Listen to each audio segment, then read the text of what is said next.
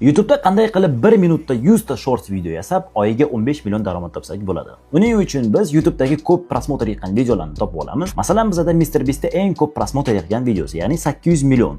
Bu videoni olib ko'chirib olamiz. Wizard AI saytiga kirib ro'yxatdan o'tamiz. Ro'yxatdan o'tganimizdan keyin xuddi shu joyiga biz yuklab olgan silkamizni qo'yamiz va upload knopkasini bosamiz. Upload knopkasini bosganimizdan keyin xuddi shu joyga yana takroran silka qo'yishimiz kerak.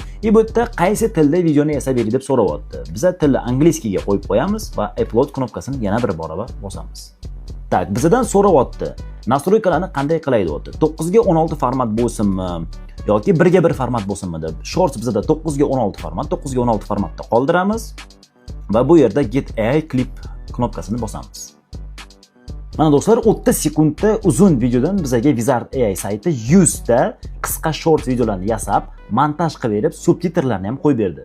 Mana ko'rsanglar bo'ladi. 1 2 3 4 5 ketdi. 100 ta tayyor video 30 sekundda. Videolarni hammasini skachat qilib olib, YouTube'ga har kuni bitta rolikdan qo'yib o'tirib, oyiga 15-20 million so'm topsak bo'ladi. Kommentariyada 92 sonini yozib qoldiring, men sizga YouTube'dagi har xil sxema va fishkalar tizimini beraman.